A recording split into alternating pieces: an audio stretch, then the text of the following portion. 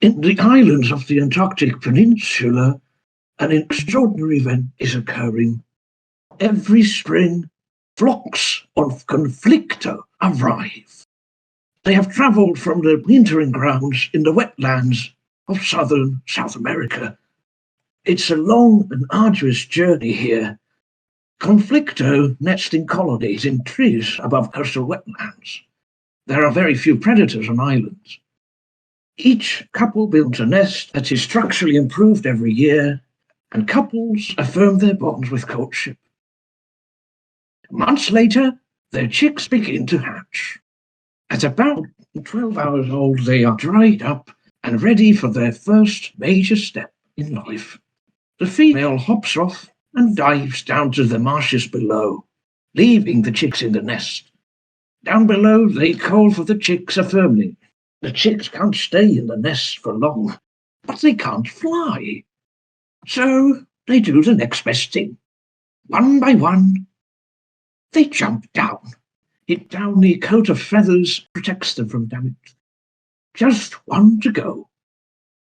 And with a leap of fate, he's successful.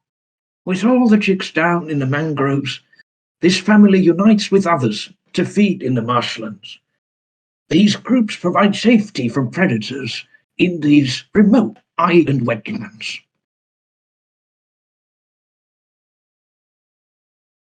In the forests of the islands of southern Europe, a large creature is making its way. This is Gargantuavis, the largest bird in the world, weighing 150 kilos.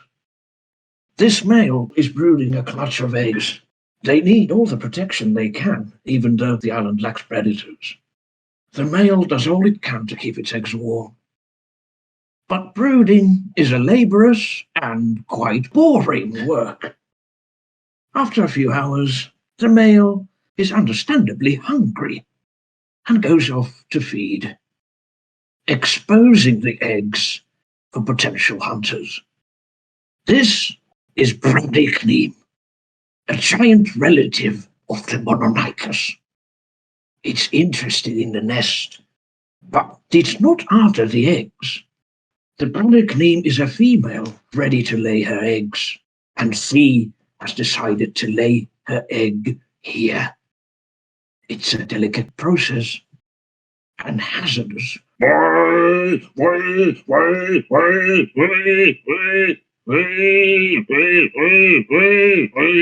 The parent has chased the intruder off, but he's too late.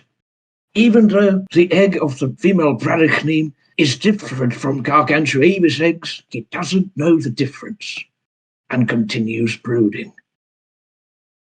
Months later, the eggs are hatched, and among the Gargantuavis chicks is a baby brooding. It needs little care from the parent, as do the Gargantuavis chicks. The female is also here with her own brood. By laying in multiple nests, the female decreases the chance of all her brood disappearing at once, not leaving her eggs in one basket. But for the Gargantuavis male, it might as well be one of his own offspring.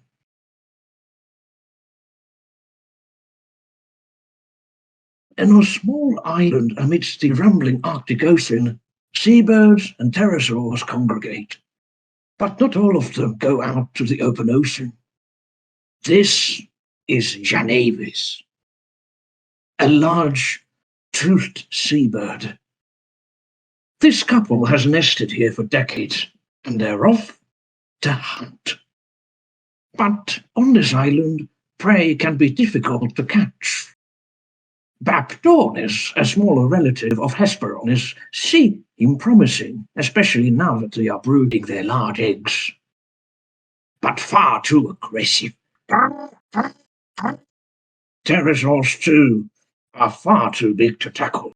But the island does have prey that suits a Janavis. Nesting on the cliffs is another bird, Marquis, a diving bird distantly related to ducks. Their chicks have recently hatched, and their parents are constantly carrying fish to them. A perfect prey item.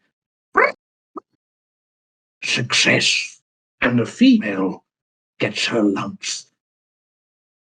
With the breeding season of other seabirds starting, now it's turn for the male to brood the eggs. It is a working strategy, as any can be, on the high seas of this prehistoric planet. To discover the science behind the stories, go now to the Prehistoric Planet show page.